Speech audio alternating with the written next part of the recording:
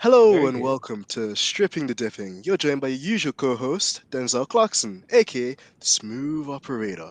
I'm managing a code, but I'm gonna continue to soldier through because I know you're gonna dig this. Because today we have quite a special guest, and he's very smooth, almost smooth as a smooth criminal. He plays in the sunshine and he likes to play in the moonlight, but you can't blame it on the boogie. And he's in charge of the rhythm, and he certainly gives us a thriller. So you might be wondering why I'm talking in riddles, and I was hoping that you might get a hint from some of those. But this is because it's this guy, like this guest is so legendary for us. Michael Jackson actually named him Sugarfoot. So guys, it's the one, it's the only Jonathan Sugarfoot Moffett. Welcome to the show, Jonathan. Thank you so much for your time. We really appreciate it. I know it's a very tight schedule today, but how have you been keeping recently? First of all, thank you for that wonderful introduction. I really appreciate it, and I'm doing very well today. I'm very good. I'm working on my music in the studio to bring to the fans, and I got a lot of things. In other words, is in store. That's why my schedule's so busy. New videos coming towards you. So I'm loving being busy after so much downtime with COVID, which pretty much stops everybody on Earth's career and lives. So it's a wonderful thing to be busy again. That's so true, and definitely we're really happy, from our perspective that you're being kept busy, and obviously that life has almost resumed in a way, and there's so many opportunities and new things to be excited about as well. So, without further ado, Jonathan, I'd like to start this conversation by going maybe a bit back in time, back in 1979. I'm sure that you've got a lot of positive memories of back in the Jackson Destiny tour in the year of '79, with all the Hollywood buzz and excitement back then as well. But what we wanted to find out from you, Jonathan, was how did your musical journey begin? And how did you end up working with Michael Jackson and getting such an awesome nickname? Well, I'm gonna need about 3 hours for that answer. We have all day. We're here for it. it's, it's, but I only have a few minutes. But it's a very mystical, magical, and when you do hear the story, I have to explain it another time in more detail. Mhm. You will believe in miracles, and you will get chills on your arm just like everybody else when I tell the full stories. But it takes so much time to do that now. And to overview, I just took a chance and drove out to California because Michael's brother, Jermaine Jackson, heard me on a band's tape from New Orleans that I was with, and he said, "Who's that drummer?" To a friend of mine that was from New Orleans that moved out here, and he told him my name, and Jermaine said, "Get him out here. I want to work with him." Well, that was in the middle of January 1979, and so I was supposed to meet with Jermaine and kept getting delayed. His schedule was busy, like pretty much like mine is now, and I never got to meet with him. In the meantime, I ran into I got lost on a freeway. Ran into a friend of mine named James McField, who happened to be the musical director for the Jackson Brothers. And so I ran into him by mistake, taking the wrong freeway, and found his exit name, and got off at the freeway and got to a red light. This is the abbreviated version of it. Got to a red light after I got off the freeway. I saw the name of his street. I said, "That's Nominal. That's where James lived. I got to get off now. I'll never find it again." Because I happened to find it by chance getting lost on freeways. So I said, "I'll never find it again. I'm going to get off here." And I got to find my way back to where I was staying. I was lost. So got off at that exit, turned right, pull up to a red light, and there was James on a payphone. I was at all the blocks and streets and homes on all those streets that run like 30 miles. I said, "I don't know his address. I just know Normandy Avenue." I said, "How am going to find him?" I said, "I'll just drive up and down the boulevard, Normandy Avenue, I should say, and just get familiar with it a little bit. So if I can find my way back here, I know what it looks like." I turned right after getting off the freeway exit, pull up to the light, and looked over to the left, and he was on the payphone. Is that Wow. miraculous or what? Just it I goes didn't to have show to you. search for him. Just didn't have to search for him. He was right there. And I said, James Backfield. And he turned around and looked and said, "Foot." He called me Foot. "Sugarfoot, is that you?" And I said, "Yes, yes." So he told me to go down to the middle of the block, pull up the middle of the block. I live there. And I pulled up down there, parked, and we were so glad to see each other. We hadn't seen each other in many, many years. And I went in. He started telling me all these exciting stories about. He just got back from Trinidad with the Jacksons, and it was on a beach, set up on the beach for a concert on the beach. That sounded exciting and thrilling to me. And I, oh my God, this is amazing. So he's relating all these touring stories, and then I got excited, so excited. I said, "Wait, James. I said, I know that the drummer for the Jacksons from the Jackson 5 is their cousin, Johnny Jackson.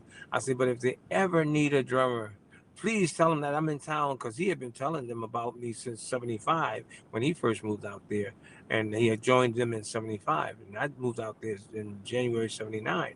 So he said all them years used to come brothers about you and stuff. So and finally, I just told him, look, I know the Jackson's drummer is their cousin, but if they ever need a drummer, tell them I'm in town, and I'll be so excited to work with them.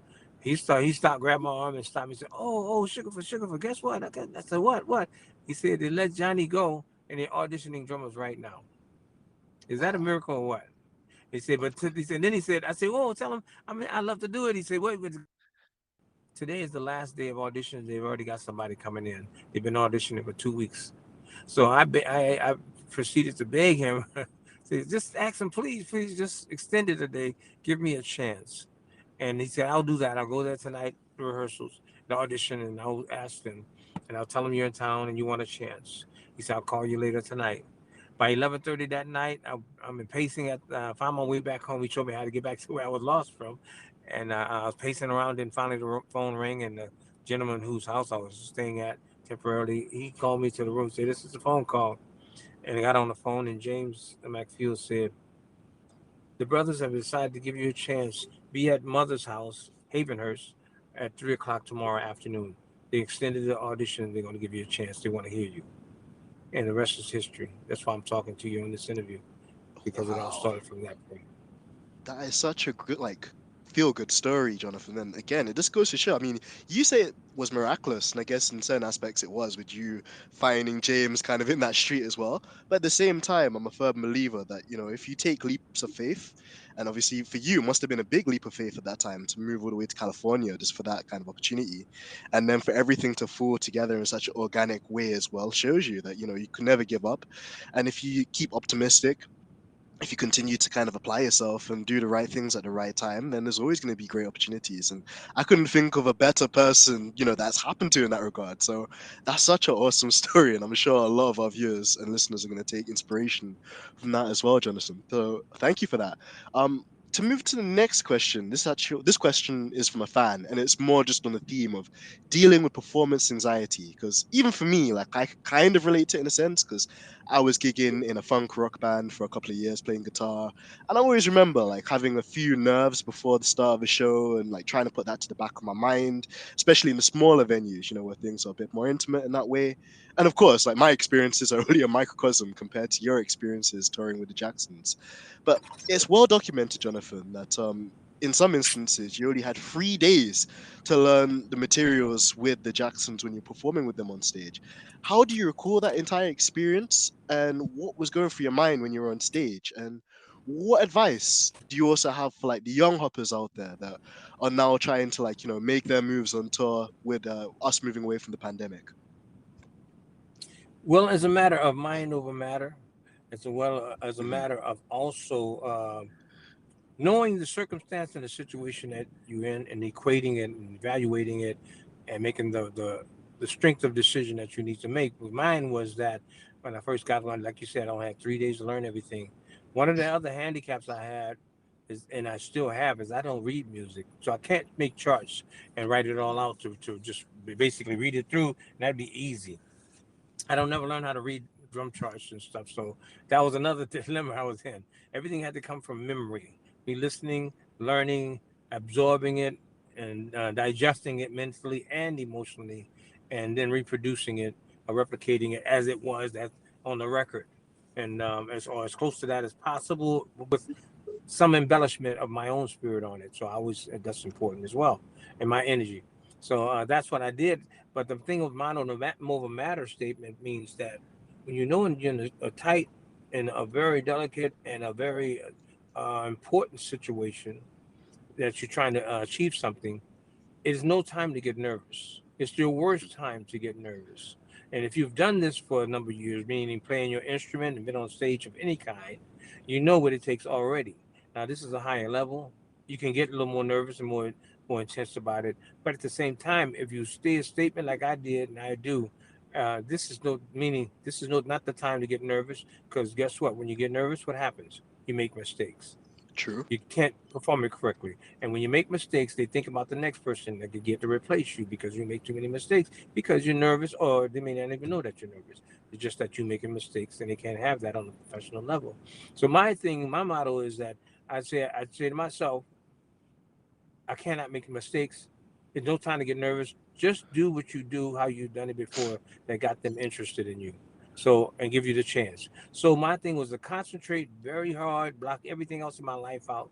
When the song has been chosen to play, learn. And I've already listened to the parts. Just replicate the parts, duplicate it, and once you do it, and they said that was great, or that was good, that was right, then you lock spiritual memory as well. All I have to do, like a Canon copier, copy it, copy it, copy it. Every performance, do the same thing, same concentration, same execution, and you're good. You have no problems, no worries. But you have to focus and concentrate, and not allow yourself to think about the things and elements of it all that makes you nervous, and that gets you that. When you dwell on those things, your nervous system going to be frazzled, and you're going to make mistakes and stuff, and you're going to be over judging yourself because you're unsure. Uncertainty causes mistakes. So if you learn it and you really do your due diligence learning it correctly, you're good. So that was my mentality I developed right there from that day, and I got the audition, and we in the first rehearsals. And yes, you're a little nervous because you're around these stars that you admire. I was a big Jackson 5 fan as well, like everybody else. But it wasn't the time to dwell on that. I was dwelling on trying to how to I got the gig, how to keep the gig is what's important now. So that took 100% focus and concentration on the gig and on the job at hand, the songs, listening intently to their instructions so I won't make a mistake and misjudge what they're saying. I need to know exactly what they want, what they're saying. And all of these elements of mind control and spiritual control will help you maintain your excellence, or gain your excellence and maintain it. And they'll want you forever. And that's the things. That's how I deal with that and everybody else I've worked with. It's not the time to be nervous, because if you're nervous, you're gonna make mistakes, and then you might not be there the next day. That's so true. And Jonathan, that was a very powerful answer as well. Like, I think the key takes you've said from there is just like mind over matter. No time to get nervous, which I'm sure a lot of our listeners will take that on board as well. Having that confidence and reassurance, but that comes through practice. And of course, as well, probably another discussion we'll have. I hope we can get you on for another day to discuss is, the whole kind of classical training, like musician versus like the musician that listens by ear. Because for me as well, like my parents couldn't afford to like, they could barely about just get me a classical guitar from like the local pawn shop. So getting lessons back then was like a non-event. They just said you have to listen to records and use your ear sound to work it out, and that's how I progressed. In my kind of like earlier kind of career. But I think we definitely need like a full kind of episode on that too. But to move to the next question, Jonathan, we know as like Yes. you being an iconic drummer, a musician with such a decorated career as well, and you've worked with some huge names, in the music world, such as Madonna, George Michael, Elton John, Stevie Wonder, Janet Jackson, just to name a few. What has it been like to work with them, and do you have any funny or memorable stories you could share with us in relation to them? Well, I'm gonna tell you, it's been like the next last 43 years I've been doing this professionally, Mhm. and since I came out here, drove out here 3,200 miles from New Orleans, Louisiana, and it's been a little boy's dream come true on steroids. Because I always imagined being with one major artist when I come out here, and that was the rest of my life. Encyclopedia of major people in the music industry that affected and kind of formulated the music industry with their creations and their artistry, and the highest level of regard in the industry. I never imagined I would have had such a career that I've been blessed and graced and had with so many different artists of different genres. And a lot of them are pop and R&B field, but they're still slightly different. So different genres of music. And I've done a lot of rock stuff too. So as beyond the little boy's dream in New Orleans he had of trying to make it, so to speak, in the music industry by being a drummer for the stars. I thought maybe if there was a chance, it would be one like just the Jacksons. But the people would hear me with them, and then they would call. Lionel Richie called. Then Cameo called. The leader for Cameo, Larry Bradman called. I did Wow. 38 years off and on with Cameo. Uh, um, and then of course everything. Madonna saw me on the Jackson Victory Tour at Dodger Stadium and told her manager, because the manager told me, she said, "That's my drummer." because that was Madonna's right before her first tour, the Virgin tour. She said, "That's my Wow. drummer. That's my drummer. Get him." He said, "Well, I know him because I managed the Jacksons when he joined the Jacksons." So it was like everything is magical that happened to me in my career. So it just so happens her manager, new manager, was with me. I was with him, so to speak, him and the Jacksons, on my first tour ever in March of '79, and he was managing the Jacksons. So he said, "Well, that's easy. I can get him." I worked with him before. And so anyway, so that's how I got with Madonna and did the Virgin tour, her first tour, and from that I did the True Blue album, then I did the Dick Tracy album, then I did Like a Prayer album. That's me playing on Like a Prayer, the song. That's me playing on Open Your Heart, Live to Tell, Keep It Together, and a lot of other hit songs of Madonna's I played on from her sitting at Dodger Stadium and hear me and watch me and hear me play with the Jackson Brothers in 1984, 1985. I was with her and did 5 years with her. So it's more than a dream come true, beyond the dream that I had come true, that I was able to do the career of so many incredible artists of different beautiful styles of music, interpretations of music, and it helped me grow as a musician, as a songwriter, a producer, by working under them and under their wing. So I was all eyes, all ears, all spirituality, and work when I work with them to absorb as much like as I can, like a sponge, and just absorbing creativity at its highest level. So it's benefited me a lot in my career. That's so inspiring to hear, Jonathan. And it's just amazing how, like you mentioned, like you would have probably just been happy with it just being one kind of like superstar artist you get to work with. But then with your illustrious career, like you've managed to just open one door to another door and another door. And it's a testament to your talent and also your versatility to kind of pick up on those different styles and to get in the nuances and really feel the vibe of the music as well. Because music is not just like a sound, it's a vibe, it's a feeling, more than anything else as well. And on the theme of that, I think it's a great segue onto our next question, Jonathan, because I actually told my mom I was interviewing you today, and she almost had a fangirl moment too. And I said to mom, I was like, Mom, when you listen to Michael's music and you obviously hear Jonathan's drumming, or you hear the bass, or you hear the guitar, or the piano, or like all the instrumentation, what words could you describe Michael Jackson's music with? And she said, Son, timeless, touching, omnipotent, uplifting.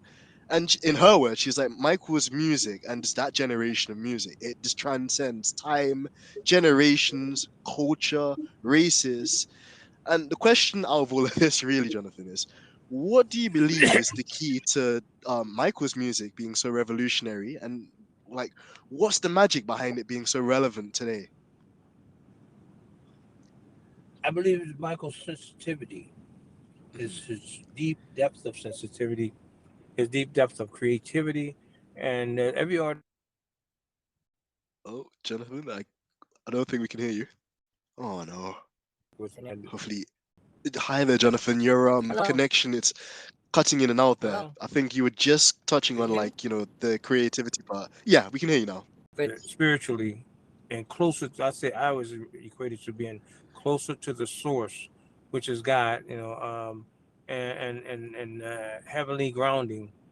And I think people like Michael, Whitney Houston, Aretha Franklin, uh, um, and with deep creativity, Prince, but mostly so you can feel it in Michael's spirituality, the depth of his spirit, and Stevie Wonder, and for certain, when they sing and they deliver, and the degree of Michael's artistry of dance, he is like they say, he is the dance. He becomes the dance. He is, and when he sings, you hear and feel so much deeper emotion than the average singer. I don't care if they're a pop star, rock star, whatever. They don't Mm, sing with the depth of sensitivity Michael does, and the purity of the soul and the spirit he can deliver it on, because he really more deeply feels what he sings, and more deeply feels the notes and feels the melodies and feels the words, and he delivers them. That's why he can. That's why people feel it from him deeper, because he has a greater sense of depth of sensitivity, that which is close, being spiritually closer to the source of spirituality than other people. Some artists are got deep sensitivity, but not to the degree that Michael was endowed with when he was born, mm, and I could say certain other artists as well, Stevie, and that's why they deliver more spiritually when they sing, and that's why you feel it greater than if you heard another singer singing it, and it translates and you relate to it deeper in your spirit and soul, because they come from a deeper, more emotional place with their gift and their talent and their delivery. They sing it from the core, because the earth has a core, everything else is like that's like the founded on the earth is the undersurface of the upper ground, but you get down to the core, you're closer to the magma of the spirit. Michael was there. He was like from that place that's closer to the magma of the spirit. So that's why he can relate to so many generations, 5, 6 generations of people, because he was gifted with that kind of translation that is derived from a deeper place than most everybody else. And I play and I feel that when he and I, that's why he always wanted me with him. We was on the same level. We both felt that place and he felt that in me. So, because when I play, I feel something like otherworldly. And I tell people I get out of the way and I let God play the drums. That's why the people feel my beats and more because I'm coming from a deeper place. Not the figures that I'm playing and the complexities of them or the simplicity of them. It's the Mhm. soul that I put on. It's the feel. It's the attitude, the swing, and those things. It's called how much, not how much you study. Some of those things are not even studied. You got to have that in your born sensitivity, your born relativity to the soul and the depth of soul. So it's in essence sensitivity. Michael is very deeply sensitive. That's why a lot of things hurt him more than any other man would withstand it. But Michael is emotionally sensitive, and that's why he could translate it and make you feel his depths of sensitivity.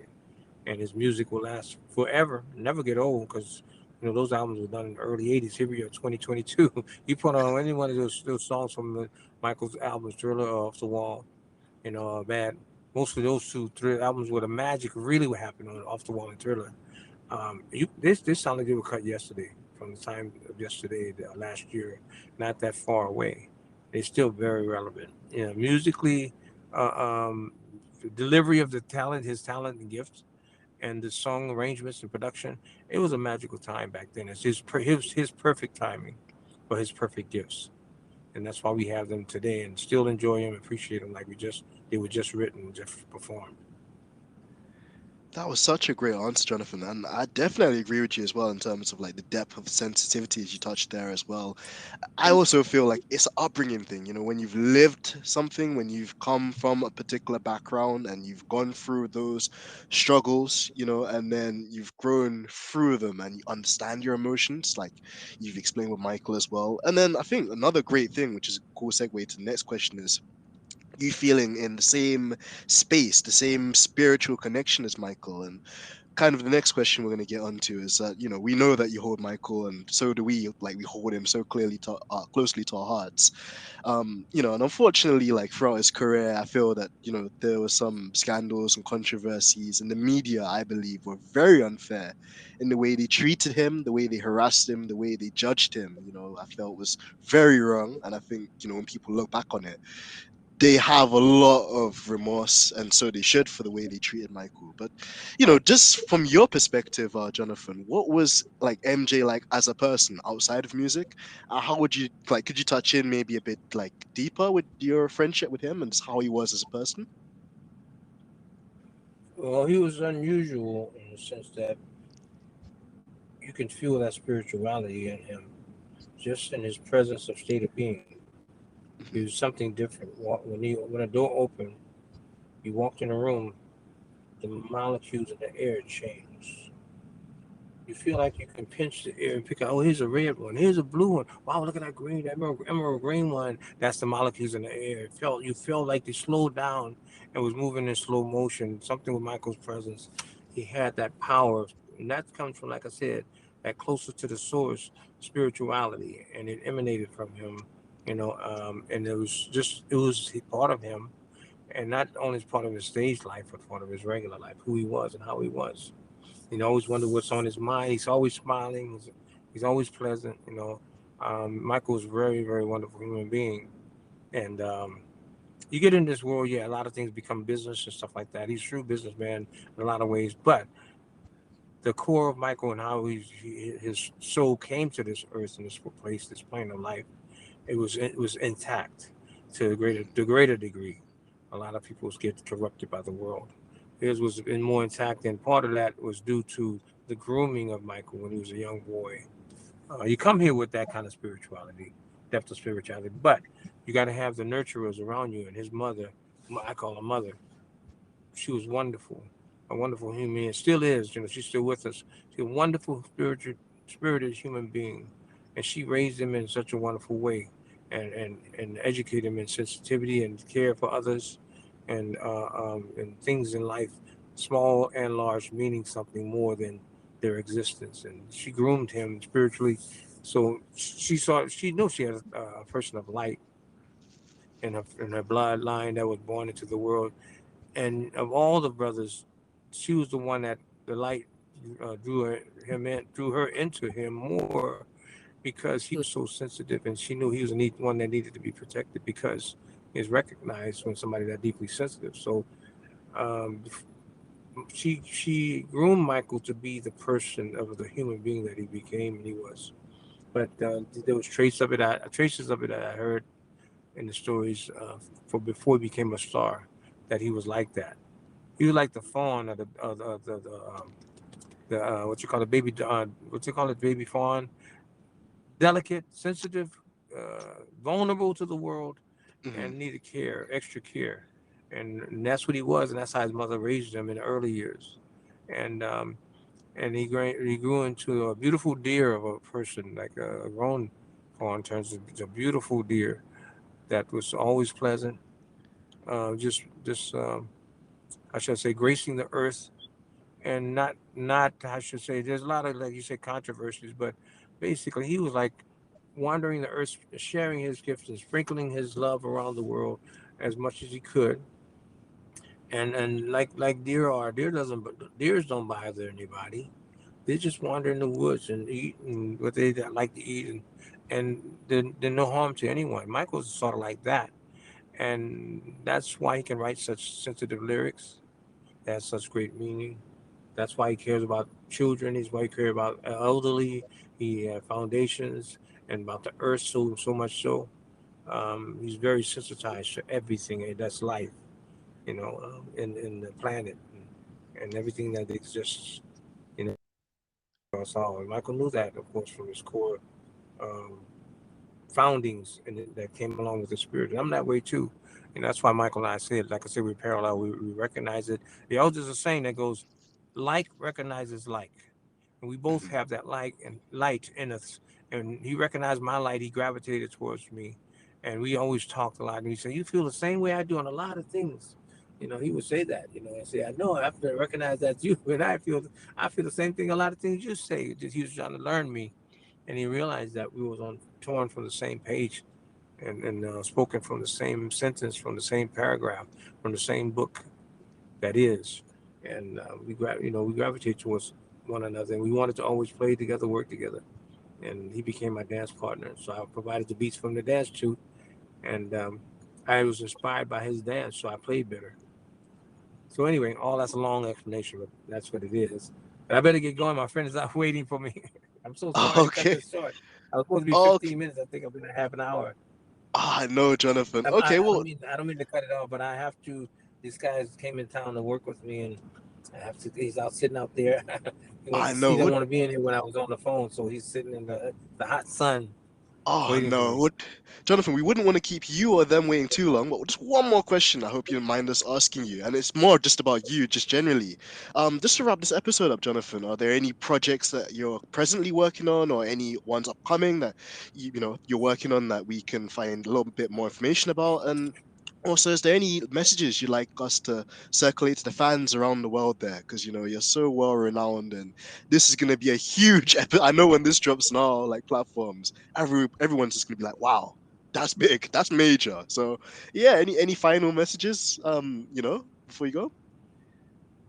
There are a lot of things that I'm working on now. And I feel like I'm in my second stage of my career, even with all Oh, the things that I've done. Now it's me time, and I've learned so much. And I've been writing since I was 12 years old. So I'm in the studio. I was in it last night doing some touch up mixes on my music. I've been writing since I was 12 years old, and I've been producing. I've written and produced for Paramount Pictures and Coming to America movie. I have a song in there. I wrote and Wow. produced it, sang background on, and produced it on Chico DeBarge. So I've had published music for film companies and stuff. So and I've written for Latoya. I've written lyrics on her, one of her songs. I've written for quite a few people. So now it's time. I said, you know what? I got about 200 songs waiting in the wings. That since I was feeding everybody else's career with my talent and my gift and helping them become stars, it's time for me some me time. I felt the season. You got to Hmm. feel your seasons in your life and know when to make the right steps, the right move. It's time for a change. So I'm not trying to go out with anybody else. Michael's gone. I won't do Michael impersonators. I got to be loyal to Michael and be loyal to the truth that is him. Hmm. I get called all the time for that stuff. So I don't really tour so much anymore. I am going to be doing my own tour, which is part of it's going to be Michael's music, the brothers' music. It's going to be a culmination of everybody I work with. Be Elton John's music, Madonna's music, but of course at the end I'm gonna do an hour of everybody else's music, but then the last second hour is going to be all Mike, and that's going to be a great strong show because I'm the common denominator for all those people on my resume. But I'm working on my music. I In the last month I've cut 30 songs. I've recorded my own Wow. songs and one or two remakes. So I'm in the studio working on that now. It's forthcoming before the end of the year. By late summer, I should have. I'll be dropping songs, individual songs, before then. Say June, July. You'll be seeing the first from me. I'm working on a lot of new videos and stuff. I got a lot of production equipment to start producing a lot of videos by the end of the year. You'll be flooded with videos, new videos from me. Uh, um, I'm working. I just spoke to someone for that approached me for a book project. I've been always wanting to do a coffee table book, oversized coffee table book of my life and career, and of course my story, magical story, and then a lot of elements from my life. I save everything from every tour. I have statisticals. I got all the tour programs. I got the tour itineraries. I got great photographic library. I got very good video library. Oh, Jonathan, I think you've cut out there for us. We Can you hear us, Jonathan? Oh no, I think we've lost the connection. Hopefully his reception improves. Let's wait a couple of seconds and see if. Oh no. Well, guys, unfortunately that one ended a bit abruptly because I guess Jonathan's reception just wasn't so great, and obviously he's on the move. But we still like really, really, really appreciate his time. That was such a meaningful conversation. I took away so many nuggets of information and just like stories there, which was so insightful. And his work rate is so impeccable and really, really inspiring just to even see at his stage of his career. Like most people would be content, having lived off of like I guess the success that they've had, previously with one of the biggest stars in the world. But to see that he still wants to go, he still wants to innovate himself, he still wants to push and create new music and, touch people in the ways that, with modern music, you can argue there's a bait that hasn't been so present. I think it's amazing, and I'm really looking forward to seeing that new content as well. And hopefully, at some stage, we can get Jonathan to come to the UK as well, because it'd be amazing to go and see him in person as well. And I was too young probably to watch Michael when Michael was still like around. So I guess this would be probably the best experience to get to that. So, a huge shout out to Jonathan Sugarfoot Moffett for his time this afternoon. It was really amazing to have him here. I feel touched and very inspired by all of his kind words and meaningful kind of responses here today. And I really pray that at some stage or point in the future we can get him on for another episode. I'm pretty sure Georgina's going to work on Magic Wand.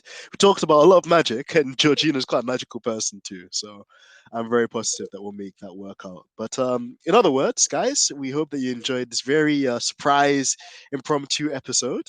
I can see that Georgina's just sent me another message saying that we will try and get Jonathan back at some stage so we can like delve into some of the other stuff as well, because so many like just like rabbit holes and just other kind of ways we could have ventured into the conversations there. But nonetheless, we're super grateful and thankful for his time, because it just means so much to us, and it's a great conversation. So guys, we will be back again with a couple more episodes later this week. But until then, we hope that you stay healthy. We hope that you stay successful. We hope that you stay prosperous. And as always, keep your eyes out also for the YouTube channel. I'm going to be uploading the podcast there as well. There'll be some live episodes where we're going to get you guys on there on top of that too.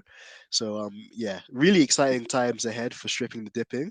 Um, Denzel Clarkson, aka Block Nose Boy, I'm gonna go and get some lemsip and try and get some rest because we got some other episodes to record later in the week. But until then, guys, thank you as always for your support. And yeah, we'd love to hear back from you. Just put any comments or any insights or feedback from this episode because I know that there's a lot of talking points. And yeah, I hope you enjoyed it as much as we did because this was really mega. But until then, take it easy, guys. Peace.